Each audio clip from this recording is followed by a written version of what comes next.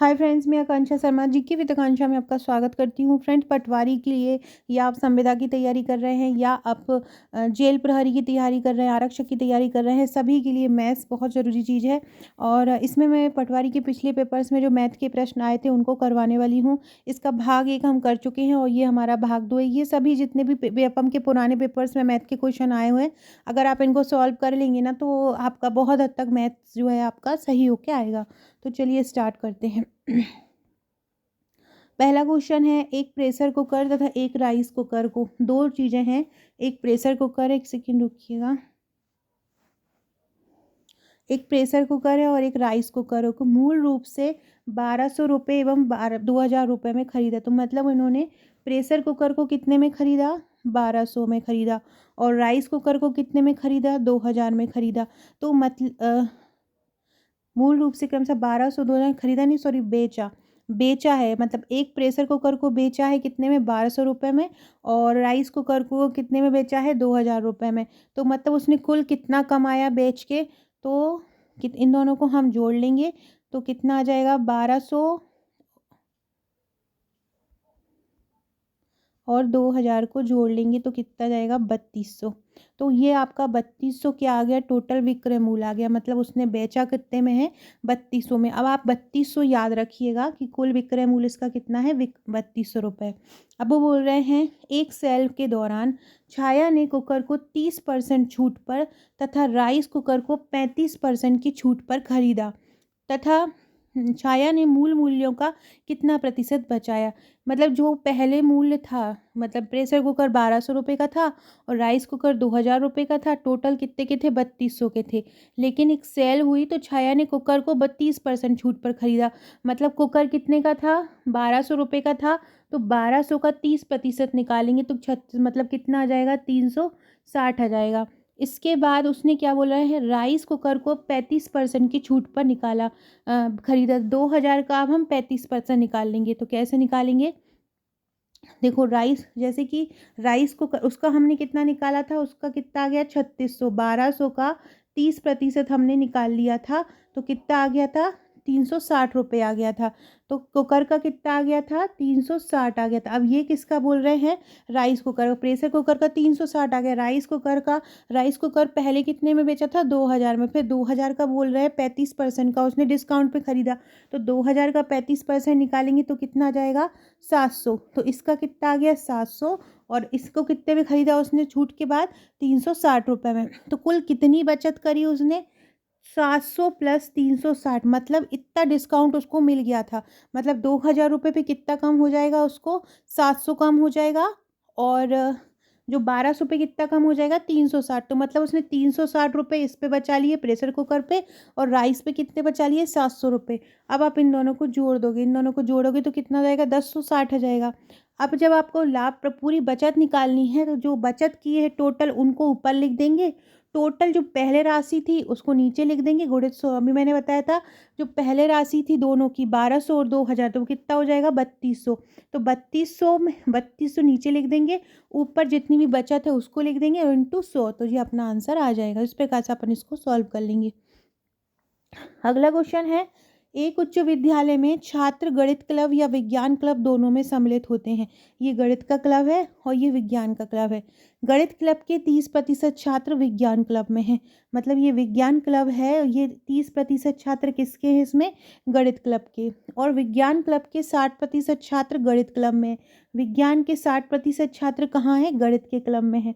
यदि विज्ञान क्लब में 15 छात्र हैं, तो ये उन्होंने क्या दिया है कि यदि विज्ञान में कितने हैं, 15 छात्र हैं, तो गणित क्लब में छात्रों की संख्या ज्ञात करो। हमने माना गणित क्लब में छात्रों की संख्या कितनी है, x है। तो क्या करेंगे, इसका इसमें गुणा कर लेंगे, इसका इसमें कर लेंगे। 15 का 60 में और बटे 30, और x का मान निकालना है तो कितना आ जाएगा, 30 एकम 30, 30 दूनी 60 और 15 दूनी 30। तो गणित क्लब में कितने लोग रहेंगे, 30। कुछ नहीं करना है, इसमें क्रॉस मल्टीप्लिकेशन कर देना है, गणित का क्लब लिखकर और विज्ञान का क्लब लिखकर। फिर विज्ञान के जितने छात्र हैं, गणित के जितने छात्र हैं, जो भी टोटल संख्या दी होगी उससे आप उसको त्रिया गुणा करके निकाल लेंगे। अगला क्वेश्चन है, हल करें। ए बटे बी बराबर पी बटे क्यू किसके बराबर है, ए बटे बी बराबर पी पी बटे क्यू किसके बराबर है। तो देखो अगर ये इतनी सारी संख्याएं उनने दी है, ए बटे बी बराबर पी बटे क्यू। एक आप क्या कर सकते हैं इसमें कि देखो इन्होंने क्या दिया है, ए बी बराबर पी क्यू, तो ए बी बराबर पी क्यू तो हो ही नहीं सकता क्योंकि ए के नीचे बटे में है, तो ये तो होगा नहीं। एक दिया है ए बराबर पी, तो ए बराबर पी भी नहीं होगा। अगला है पी बराबर क्यू, तो पी बराबर क्यू भी नहीं है क्योंकि दोनों बटे में है। अगला दिया है ए बटे पी बराबर बी बटे क्यू। ये हो सकता है, कैसे होगा कि अगर हम पी को यहाँ बी की जगह पे ले जाएं और बी को यहाँ पी की जगह पे ले जाएं, पी को वी की जगह पे और वी को पी की जगह पे, दोनों को अगर हम बदल दे जगह, तो यहाँ पे क्या हो जाएगा, पी हो जाएगा और यहाँ पे क्या हो जाएगा, बी हो जाएगा। तो ए बटे पी बराबर बी बटे क्यू हो जाएगा। तो ये हमारा आंसर आ जाएगा। कैसे करेंगे इसको, ये इस प्रकार से है, ए बटे बी बराबर पी बटे क्यू। पी को आप बी की जगह पे ले आए और बी की जगह से पी की जगह पे ले आए, तो यहाँ पे क्या हो जाएगा, ए बटा पी आ जाएगा बराबर बी बटा क्यू हो जाएगा। तो 4 आपका आंसर हो जाएगा। अगला है 3 अंकीय सम संख्याओं वाली संख्या कौन सी है। 3 अंकीय सम संख्याओं वाली संख्या, देखो इनमें सम संख्या कौन कौन सी हैं, एक तो ये 500 है और एक 450 है, तो इन दोनों में से ही कौन कौन हो सकता है। अब 3 अंकीय सम संख्याओं वाली संख्या, तीनों ही सम संख्याओं वाली संख्या कौन सी है, तो इसमें 450 है, जिसमें सम संख्याएं हैं 3 अंकीय हो। यदि देखो ये क्वेश्चन है, यदि एक समलंब की 2 समांतर भुजाओं का योगफल 16 वर्ग सेंटीमीटर तथा क्षेत्रफल 48 वर्ग सेंटीमीटर है, तो समलंब की ऊंचाई ज्ञात करो। तो देखो जब समलंब का क्षेत्रफल दिया है तो आपको क्षेत्रफल का सूत्र लगाना ही है। समलंब चतुर्भुज के क्षेत्रफल का सूत्र क्या होता है कि जो समांतर भुजाएं, समलंब चतुर्भुज कुछ इस प्रकार का बनता है, इसमें ये 2 समांतर भुजाएं होती हैं और ये इसकी ऊंचाई होती है। तो समांतर भुजाएं उन्होंने 2 समांतर भुजाएं देने की बजाय दोनों का योग दे दिया, मतलब ये ए और ये बी है, तो ए और बी उन्होंने कितना दे दिया आपको, 16 दे दिया। और यहाँ पे क्षेत्रफल भी उन्होंने दे के रखा है, मतलब ये क्षेत्रफल दिया है उन्होंने हमको 48। ऊंचाई आपको फाइंड करना है, तो आप इस सूत्र में मान रख देंगे, क्षेत्रफल की जगह क्या रख देंगे, 48 रख देंगे, भुजाओं का योग की जगह 16 रख देंगे बटे 2। ऊंचाई आपको ज्ञात करना है तो आप एच ही लिख देंगे। आप क्या करेंगे, 2 एकम 2, 2 अट्ठे 16, 48 को नीचे ले आएंगे तो 48 बटे 8, 8 का 48 में भाग देंगे तो कितना जाएगा, 6। तो आपकी ऊंचाई कितनी आ जाएगी, 6 सेंटीमीटर। जब भी समलंब चतुर्भुज की बात आ जाए तो आपको यही सूत्र लगाना है, क्षेत्रफल बराबर समांतर भुजाओं का योग गुणित ऊंचाई। अगला क्वेश्चन है, ये आपसे पूछ रहे हैं, ये इस प्रकार का क्वेश्चन है, 2 की घात 5 इंटू 2 की घात 3 बटे 2 की घात 4। तो इसका आपको फाइंड करना है। तो 2 की घात 5 का मतलब कितने, ये देखो कभी भी बीच में अगर गुणा हो तो गुणा होता है और बेस समान होता है तो पावर क्या होती है, जुड़ जाती है। तो ऊपर क्या आ जाएगा, 2 की घात 8 आ जाएगा और नीचे क्या है, 2 की घात क्या है, 4। तो 2 की घात नीचे क्या आ जाएगा, 4। अब अगर हम 2 की घात 4 को ऊपर ले जाएंगे तो 2 की घात 8 माइनस 2 की घात कितना हो जाएगा, 4 हो जाएगा। 2 एक बार आ जाएगा और पावर हमेशा माइनस हो जाती हैं, तो जब डिवाइड होता है तो पावर क्या होती है, माइनस हो जाती है। तो 8 में से 4 माइनस करेंगे तो कितना आ जाएगा, 2 की पावर कितना आ जाएगा, 4 आ जाएगा। 2 की पावर 4 का मतलब क्या होता है, 4 बार 2, 4 बार 2 का गुणा करेंगे, 2 दूनी 4, दूनी 8, दूनी 16, तो क्या आंसर आ जाएगा, 4। इसको ऐसे भी नॉर्मली सॉल्व कर सकते हैं। 5 और 3 कितने होते हैं, 8। तो 2 की पावर कितनी आ गई, 8। नीचे क्या है, 2 की घात 4। अब नीचे वाली पावर को और ऊपर वाली पावर को माइनस करेंगे तो देखो ये 4 ऊपर चला जाएगा तो 2 की घात 8 माइनस 2 की घात क्या हो जाएगा, 4 हो जाएगा। 8 में से 4 माइनस कर लेंगे तो कितना आ जाएगा, 4 आ जाएगा। 2 की घात कितना आ जाएगा, 4 आ जाएगा। 2 का 4 बार गुणा करेंगे तो 16 आ जाएगा। देखो ये वाला क्वेश्चन किस प्रकार करेंगे, ए माइनस बी बराबर, ये आपको पूरा सेंटेंस दिया है, आपको बताना है कि यहाँ पर क्या आएगा, मतलब किन 2 संख्याओं का गुणा करें कि ये इतनी बड़ी वाली संख्या आ जाए। जब इस प्रकार से दिया होता है, देखो जैसे कि ये दिया है, 4 में किसका गुणा करें कि आपको 8 आ जाए, ऐसा अगर क्वेश्चन आता है तो आप क्या करोगे, x को यहीं लिखा रहने देंगे और 4 को नीचे ले आओगे। तो x बराबर क्या कर दोगे आप 8/4, तो 4 एकम 4, 4 दूनी, तो आपको संख्या मिलेगी। सेम इसी ये में करना है कि इसमें ये माना अपने x है, x का मान आपको निकालना है, तो a/b को कहाँ ले आओगे, नीचे ले आओगे। a/b को नीचे ले आओगे तो आप मतलब इस संख्या में, ये बड़ी संख्या में आपको a-b का भाग देना है। तो कैसे देंगे, a माइनस बी में किसका गुणा करें कि 4ax माइनस 4b(x) आ जाए। तो देखो a आपके पास है ही, 4ax में किसका गुणा, a में 4ax में a का किस प्रकार से गुणा करें, किसका गुणा करें कि 4ax आ जाए। तो देखो a 4ax का करना है कि तो a में तो किसका गुणा करें, तो देखो एक तो है ही इसमें 4ax में, 4ax में a तो है ही, तो a का तो करना नहीं है, तो किसका करना पड़ेगा, 4x का करना पड़ेगा। a में काय का गुणा करें अपन कि 4ax आ जाए, ये करना है। a में किस चीज़ का गुणा करें कि 4ax आ जाए, तो a पहले से ही है तो काय में कर देंगे, 4x में कर देंगे। 4x का a में करेंगे तो 4ax आ जाएगा, 4x का b में करेंगे तो 4bx आ जाएगा। ये आपस में कैंसिल हो जाएंगे, लिखेंगे हम 3ay और 3by। अब देखो बोल रहे हैं कि अब आपको करना है कि a में किस चीज़ का करें कि 3ay आ जाए। तो a पहले से ही है तो किसका कर देंगे, 3y का कर देंगे। 3y का a में करेंगे तो 3ay, b का करेंगे तो 3by। ये माइनस हो जाएंगे तो आपका ये आंसर हो जाएगा। अगला क्वेश्चन देखने से पहले फ्रेंड्स, अगला क्वेश्चन देखने से पहले अगर आप पटवारी की तैयारी कर रहे हैं तो आप हमारी नोट्स प्रेफर कर सकते हैं। बहुत ही सरल भाषा में तैयार किए गए हैं, टू द पॉइंट सिलेबस के अकॉर्डिंग ये नोट्स हैं, और जिसमें handwritten flow chart diagram का उपयोग किया गया है। जो याद करने वाले पॉइंट हैं उनको बोल्ड किया गया है, और इसकी सबसे महत्वपूर्ण बात जो इसकी सबसे मेन मिलने वाली है आपके साथ, वो है इसके साथ मिलने वाला ये व्हाट्सएप का ग्रुप। इस ग्रुप में आपकी तैयारी कराई जाएगी। यहाँ महत्वपूर्ण अपडेट दिया जा रहा है, मैथ्स के क्वेश्चन, रीजनिंग के क्वेश्चन ट्रिक वाइज दिए जाते हैं। छोटी छोटी सी ट्रिक कैसे बन सकती है सवाल को सॉल्व करने की, कि आप कठिन से कठिन क्वेश्चन को सरल कैसे कर सकें, चुटकियों में कैसे कर सकें। प्रबंधन की परिभाषाएं, प्रबंधन की बुक्स, प्रबंधन के सिद्धांत को ट्रिक द्वारा करवाया जाता है। ये इस ग्रुप में, ये ग्रुप आपके लिए एक ऑनलाइन कोचिंग का काम करता है। ग्रुप आपके लिए रामबाण है। आप कहीं भी भारत में रहते हो, ये बुकलेट आपको डिलीवर हो जाएंगी। आपको पेमेंट करके स्क्रीनशॉट देना है और अपना एड्रेस देना है। 7 से 8 वर्किंग डेज में आपके पास पहुंच जाएंगी। अगला है औसत ज्ञात करना। औसत ज्ञात करना बहुत सरल होता है। पूरी संख्याओं को जोड़ दो और जितनी संख्याएं उनका भाग दे दो, तो कुल योग बटे संख्याएं होता है। ऊपर की पूरी संख्याएं जुड़ जाएंगी और नीचे 5 का भाग हो जाएगा। अगला क्वेश्चन है 15/74 की दशमलव विस्तार में 2000वां दशमलव अंक क्या होगा। तो देखो 15/74 का आप भाग दोगे तो इस प्रकार से कुछ संख्याएं आएंगी। तो देखो आप देख रहे हैं दशमलव विस्तार में, तो 1 2 3 4 5 6 7 8 9 10 11 आप देख रहे हैं लगातार 270 270 270 आ रहा है। तो आप इसका एक प्रकार से जोड़ा बना लेंगे, 270 270 270 इस प्रकार। तो ये जब 2000 पे पहुंचेगा तो लास्ट में हर हर 3 वर्ड के बाद क्या आ रहा है, 0 आ रहा है। तो ये एक सम संख्या है, तो इसमें भी क्या आ जाएगा, 0 आ जाएगा। अगला है संख्या 9,99,999 इससे विभाज्य नहीं है। किससे विभाज्य नहीं है, तो देखो 9 से विभाज्य है, 11 से भी है, 99 से भी है।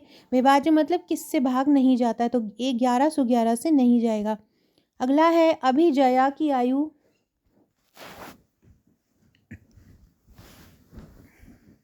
अगला है अभिजया की आयु से भरत की आयु का अनुपात क्रमशः 3:2 है। मतलब वर्तमान में जया की आयु अगर हमने x मानी और भरत की आयु अगर हमने y मानी, तो बोल रहे हैं कि उसका अनुपात कितना है, 3:2। तो पता क्या आ जाएगा, 3/2 आ जाएगा। अब बोल रहे हैं कि 10 वर्ष पूर्व यह अनुपात कितना था, 4:1 था। 10 वर्ष पूर्व अगर हमने जो x में से 10 माइनस किया और y में से 10 माइनस किया, क्योंकि 10 वर्ष पूर्व निकाल रहे हैं, तो ये अनुपात कितना था, 4/1 था। तो अब क्या करेंगे, 1 का x माइनस 10 में गुणा करेंगे और y माइनस 10 का 4 में करेंगे। 1 का x माइनस 10 में करेंगे तो x माइनस 10 ही आएगा, और y माइनस 10 का 4 में करेंगे तो 4y माइनस 4 धाम के 40। तो कितना आ जाएगा, ये आ जाएगा आपका x माइनस 10 बराबर 4 माइनस 40। अब आप देख रहे हैं जो ऊपर ये आया था, उन्होंने दिया था कि उनकी जो आयु है, वर्तमान आयु, उसका अनुपात कितना था? 3/2 था। अगर आपको x का मान निकालना है तो y का आप इसमें 3 में गुणा कर दोगे तो कितना आ जाएगा? x बराबर 3/2 y आ जाएगा। अब यहाँ पे जो ये आपका ये समीकरण बना है, यहाँ पे आप x का मान रख दोगे और इसको निकाल लोगे। जैसे ही आप ये वैल्यू पुट करोगे तो आपको x और y की वैल्यू फाइंड हो जाएंगी। अगला है, वर्तमान में पिता और पुत्री की आयु का अनुपात 7:3 है। 10 वर्ष पश्चात यह अनुपात 2:3 होगा। पुत्र की वर्तमान आयु ज्ञात कीजिए।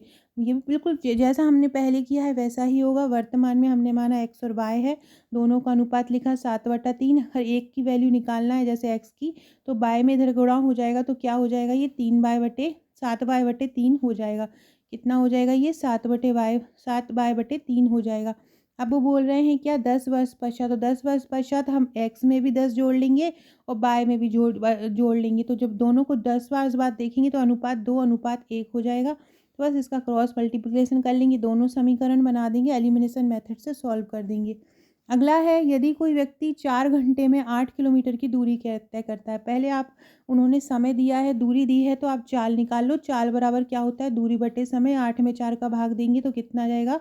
2। तो चाल कितनी आ गई है? 2 किलोमीटर प्रति घंटा आ गई है।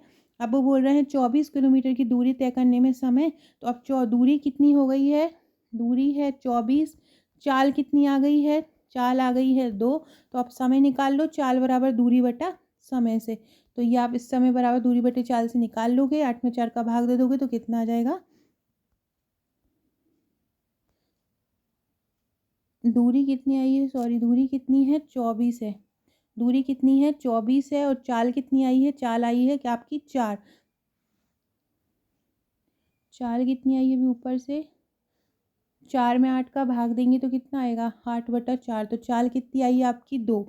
और दूरी कितनी है आपकी यहाँ पे? 24। तो 24 में 2 का भाग दे देंगे, 2 1 कम 2, 2 दूनी 4। तो आपकी कितना आ जाएगा? समय कितना आ जाएगा? 12 घंटे आ जाएगा। अगला है, 15 वर्षों पूर्व अतुल कमला की आयु में आधा था। 15 वर्ष पूर्व, देखो 15 वर्ष पूर्व आपने पहले वर्तमान आयु निकाल लेना है। वर्तमान आयु अपन ने मानी x/y है और वर्तमान आयु का अनुपात 2:3 है। तो ऐसा 2:3 करके आप x की वैल्यू निकाल लेना। दूसरा उन्होंने क्या दिया है? दूसरा समीकरण बनाने के लिए 15 वर्ष पूर्व का जो अतुल है वो कमला की आयु से आधा था। तो 15 वर्ष पूर्व में x में से भी 15 माइनस हो जाएगा और y में से भी 15 माइनस हो जाएगा। तो इनकी आयु का अनुपात कितना था? मतलब दोनों में अंतर कितना था? आधा। तो 1/2 कर लेंगे। बस वही क्रॉस मल्टीप्लिकेशन करके x की वैल्यू फाइंड कर लेना है और पहले समीकरण से x का मान दूसरे समीकरण में रख देना है। उसी प्रकार से ये सॉल्व हो जाएगा। अगला है, 5 मिठाइयों का मूल्य 1 मिठाई से 12 रुपये अधिक है। तो 1 मिठाई का मूल्य कितना है? देखो क्या बोल रहे हैं? 5 मिठाई का मूल्य, 5 मिठाई बराबर क्या बोल रहे हैं? 1 मिठाई प्लस 12। तो 5 मिठाई को हमने माना 5 m, 1 मिठाई को हमने माना 1 m। तो 5 मिठाई 1 m से, 1 मिठाई से कितनी ज़्यादा है? 12 ज़्यादा है। 1 मिठाई को हम यहाँ ले आएंगे तो 5 m में से 1 माइनस m माइनस करेंगे तो कितना आ जाएगा? 4 m आ जाएगा। मतलब 4 मिठाई बराबर 12। अब एक आम मिठाई की वैल्यू निकालना है, 4 को नीचे ले जाएंगे, मतलब 12/4। तो आंसर कितना आ जाएगा? 3 आ जाएगा। तो इस प्रकार से आप इसको सॉल्व कर सकते हो। अगला क्वेश्चन है, 81 के वर्गमूल और 3 के वर्ग का योगफल बताओ। 81 का वर्गमूल कितना हो जाएगा? 9। 3 का वर्ग कितना हो जाएगा? 9। 9 और 9 कितना हो जाएगा? 18। तो ये आंसर क्या हो जाएगा आपका? 18 हो जाएगा। और टीचिंग बराबर भी क्या होता है? 18। तो इस प्रकार पहले जो पटवारी का पेपर था थोड़ा सा लेवल लो था, थोड़ा सा हाई आएगा पेपर। 64 की घात 5, 64 की होल पावर है 5/6। तो इस प्रकार के क्वेश्चन में क्या देखते हैं कि जो आपका जो ब्रैकेट में नंबर लिखा है और जिसकी पावर लगी है, तो पावर का जो रेशनल नंबर है नीचे वाला, मतलब डिनोमिनेटर है जो हर है, वो आपको ये देखना है कि जो कोष्टक में नंबर है उससे कट जाए। तो 64 को ऐसा कैसे लिख सकते हैं कि उसकी पावर 6 हो। तो 2 की घात अगर हम 6 लिखेंगे तो 2 की घात 6 का मतलब होता है 64। तो 2 की घात 6 बटे बराबर क्या है? 5/6। तो 6 से 6 कट जाएगा तो क्या आ जाएगा? 2 की घात 5। 2 का 5 बार गुणा करेंगे तो कितना आ जाएगा? 32 आ जाएगा। अगला है, 0 से 50 के मध्य अभाज्य संख्या निकालो। 0 से 50 अभाज्य संख्या वो होती हैं जिनका किसी से भाग नहीं जाता। ये आपको ये तो इसके लिए ट्रिक नहीं है, आपको सॉल्व करना है। जैसे कि 1 हुआ, 3 हुआ, 5 हुआ, 7 हुआ, जिनका केवल उन्हीं में भाग जाता है, जिनसे वो उन्हीं के टेबल और किसी की टेबल में उनका नाम नहीं आता है। तो इस प्रकार से ये जो होती हैं अभाज्य संख्या होती हैं। अगर 0 से 50 की बात करें तो 0 से 50 के बीच होती हैं 15 संख्याएँ। 1 से 25 के बीच आपसे पूछें कितनी है, आप ये याद भी रख लोगे तो भी आप सॉल्व कर पाओगे। 1 से 25 के बीच होती हैं कितनी? 9। 1 से 100 के बीच कितनी होती हैं? 25 होती हैं। और 50 से 100 के बीच कितनी होती हैं? 10। तो 0 से 50 के मध्य 15 होती हैं। 50 से 100 के मध्य कितनी हो जाती हैं? 10। 0 से 50 में 25 होती हैं और 50 से 100 में केवल 10 होती हैं। 1 से 25 में अगर आपसे पूछें तो 9 होती हैं और 1 से 100 में पूछें तो 25 होती हैं। तो फ्रेंड्स ये थे हमारे आज के क्वेश्चन। मैंने एक सेट का पूरा पटवारी के जो मैथ के पेपर थे वो आपको करा दिए है। आशा है आपको पसंद आएँगे। अगर पसंद आए तो प्लीज़ चैनल को सब्सक्राइब ज़रूर कीजिएगा, कमेंट कीजिएगा। कोई भी चीज़ अगर आपको नहीं समझ में आई है तो मुझे कमेंट करके पूछ सकते हैं या आप मुझे व्हाट्सएप कर सकते हैं। डिस्क्रिप्शन बॉक्स से व्हाट्सएप, टेलीग्राम, फेसबुक, ट्विटर की लिंक मिलेगी, जुड़ जाइएगा। अगर आपने आपका नंबर मुझे व्हाट्सएप पर सेव नहीं कराया है तो करा दीजिए, यहाँ आपको महत्वपूर्ण अपडेट मिलता रहेगा। Okay friends, thank you.